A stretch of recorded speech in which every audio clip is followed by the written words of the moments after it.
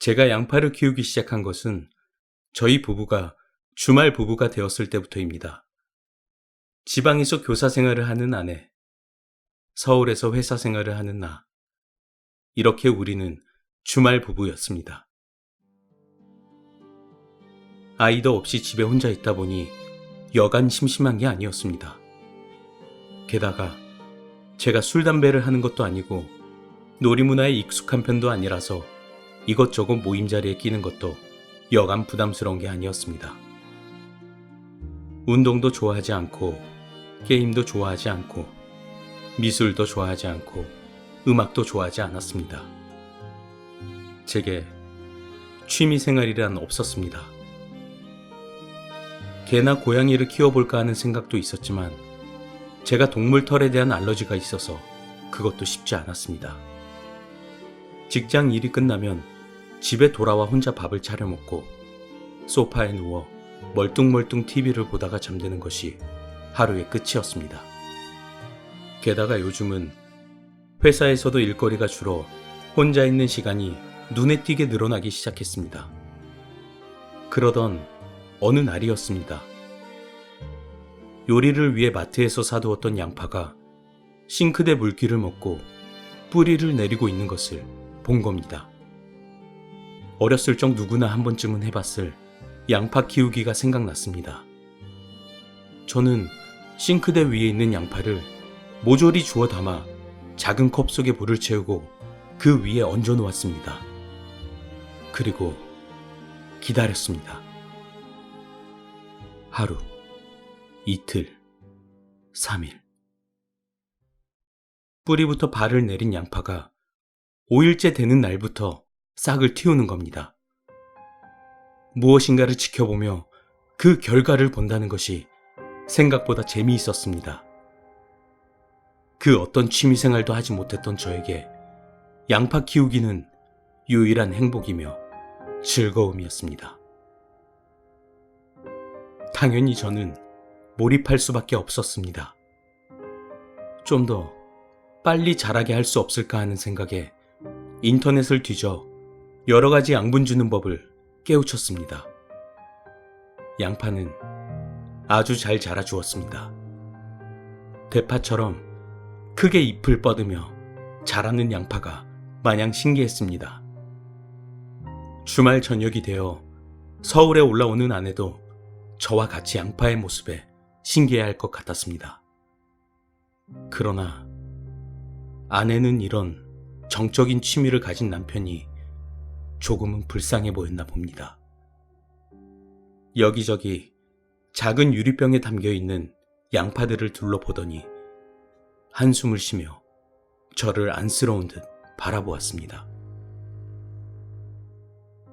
지금의 아내를 보니 예전 우리의 결혼을 죽도록 반대하던 장모님의 얼굴이 떠올랐습니다. 그러나 저는 상관없었습니다. 양파 키우기가 세상 무엇보다도 재미있었습니다.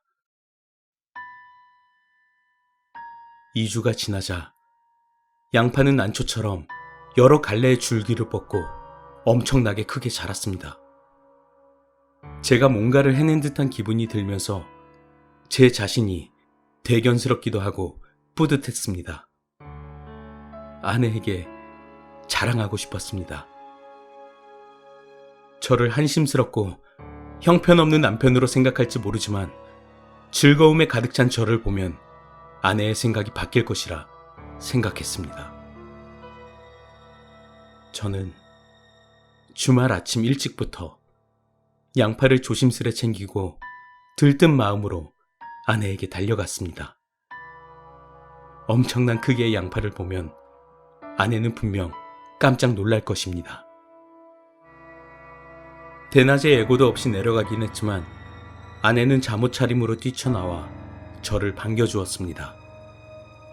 역시나 아내는 양파를 보고 깜짝 놀랐습니다. 그리고 저도 놀랐습니다. 돌아오는 길에 저는 줄기가 4가닥으로 뻗은 아주 큼지막한 양파를 2개 얻었습니다. 어찌나 큰지 트렁크에 싣기도 벅찼습니다. 새벽이 되어서야 집에 돌아온 저는 양파를 손질했습니다. 기존에 뻗은 줄기를 자르고 밑동이만 남겼습니다. 자라는 모습을 보는 게 즐거움이기 때문이죠. 저는 과일주를 담그는 커다란 유리병에 물을 채우고 그 위에 양파를 얹었습니다. 양파 하나는 뿌리가 너무 길어 유리병 속에 뿌리를 우겨 넣는데도 어려움이 있었습니다. 이전의 양파와 달리 뿌리가 검기는 했지만 곧 하얗게 발을 내릴 것입니다. 양분을 뭘로 줄까 고민했습니다. 그 순간 저는 잘라낸 줄기에서 즙을 짜내서 주기로 결심했습니다. 즙의 색깔은 마음에 들지 않았지만 붉은색이 감도는 것이 나름대로 운치 있어 보였습니다. 이번 양파는 전에 키우던 양파와 확연히 다른 느낌을 줍니다. 왠지 모를 희열감도 느끼고 쾌감도 느껴지고 어느 정도까지 자랄까 기대감도 부풀었습니다. 그리고 기다렸습니다. 너무나 기대감이 컸던 나머지 저는 회사도 결근하고 양파가 자라기만을 기다렸습니다. 심지어 밥도 거르면서 양파가 자라기만을 기다렸습니다. 양파만을 생각해서 그런지 가끔씩 양파가 유리병 속에서 나와 허공을 떠다니는 꿈을 꾸기도 했습니다. 그런데 그게 꿈이 아닐 거라는 생각도 들었습니다. 양파들이 떠돌아다니던 곳에 뿌리에서 떨어진 듯한 양분이 섞인 물들이 뿌려져 있었거든요. 양파들이 저에게 양분을 더 원하는 것 같았습니다. 저는 전에 잘라낸 줄기에서 매일같이 즙을 짜내 양분을 공급해 주었습니다. 며칠이 지나니 이젠 그 줄기도 말라 비틀어져 더 이상 즙이 나오지도 않았습니다. 채를 썰어 으깨보기도 했지만 더 이상 즙이 나오지 않았습니다. 그런데 유리병 속의 양파는 계속 양분을 요구하는 눈빛을 보내는 겁니다. 안 되겠다 싶어 다른 양파의 즙을 찾아서 밖으로 나서려고 했는데